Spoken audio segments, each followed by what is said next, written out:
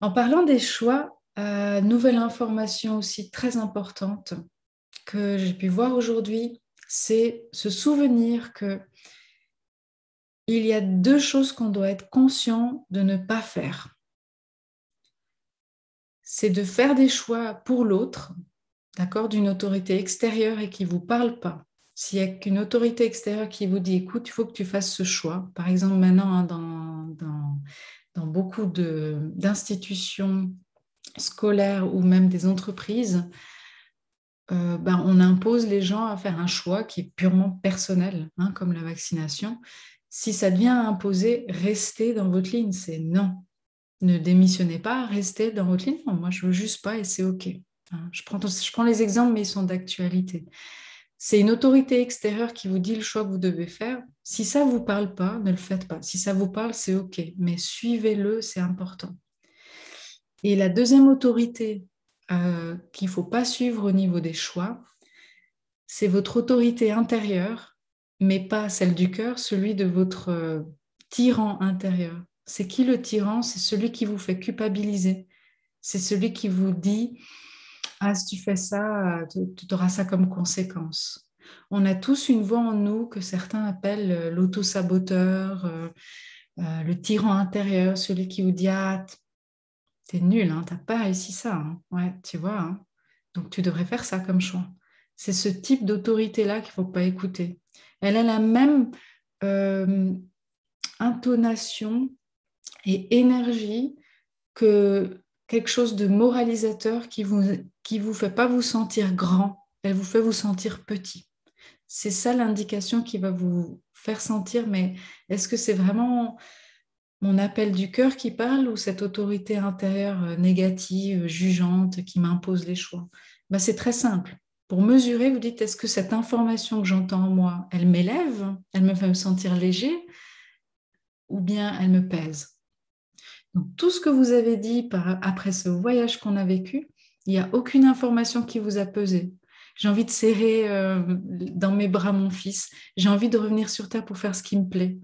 Est-ce que c'est cette autorité intérieure qui vous juge, qui vous dit que vous êtes nul, qui vous dit ça?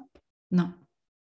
Vous le sentez. Vous n'avez pas besoin de quelqu'un à l'extérieur pour vous dire, mais Marina ou X, est-ce que c'est mon cœur qui parle ou c'est mon mental? Vous le savez en vous. Si ça vous élève, ça vous rend léger, ça vous met en joie, ça vous donne l'amour, bingo. Si ça vous pèse, c'est lourd, vous sentez que vous devez vous sacrifier pour la famille ou par solidarité pour le monde, je sais pas. Les héros qui jouent les gens qui se sacrifient, alors bien sûr dans les films, ils passent pour des héros, mais dans la réalité, en termes de chemin de vie, d'incarnation d'âme, c'est pas vraiment ça. Hein. Juste pour vous dire. Il y a de la beauté dans le mot sacrifice, mais il ne se joue pas à ce niveau-là qu'on nous met en ce moment dans l'actualité que ben, il faut faire ce choix-là pour sauver la vie des autres. Non. Il faut, euh, il faut que tu travailles dur pour réussir dans la vie. Non. Il y a des gens qui ne travaillent pas dur et ils réussissent très bien leur vie et ils sont même peut-être plus heureux que vous. Donc, attention à ce terme sacrifice qui a été malheureusement dévié. Hein, on a vu une fois les valeurs biaisées, ben, le sacrifice a été vraiment biaisé.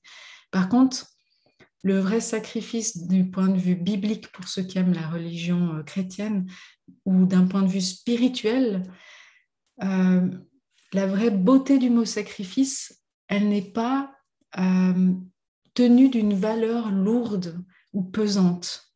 Elle est vraiment dans le... Bah, je vais vous donner un exemple de sacrifice. Et ce mot, pour moi, il a tellement une connotation lourde. C'est le renoncement. Par exemple, c'est celui qui dit, ben, moi, j'ai plus de but personnel, égotique, de réalisation sur Terre. Moi, mon but, c'est vraiment d'être le meilleur outil pour que le divin puisse s'exprimer en moi et puis que je puisse être la meilleure personne pour mon être et les autres. Donc, tous mes petits buts comme ça m'attire plus, c'est OK. Ça, par exemple, c'est une forme de sacrifice parce que c'est quelqu'un qui décide de plus nourrir ses parts inférieures, parce qu'au début, on a tous des buts égotiques, hein, et si vous en avez encore, c'est pas un jugement, hein, on est chacun à des niveaux différents. Mais si vous expliquez qu'est-ce que c'est le sacrifice, ben celui qui renonce à ses buts personnels pour quelque chose de plus grand, ben il ne le fait pas en disant ouais, c'est fini, je renonce à tout ça, c'est dur. Ah, ouais, le truc dramatique, théâtral. Non, il le fait parce qu'il sent que c'est bon pour moi, tout ça. J'ai envie de quelque chose de plus grand. C'est OK pour moi. J'ai goûté les voyages, j'ai goûté la nourriture, j'ai goûté la sexualité, j'ai goûté ça. C'est bon. J'aspire à quelque chose de plus grand. Je suis appelée par ça. Ça, c'est le vrai sacrifice.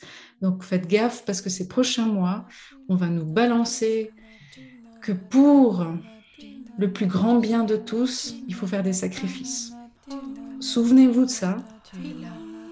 Qu'est-ce que c'est le vrai sacrifice? Il doit vous élever, pas vous peser et vous tirer vers le bas.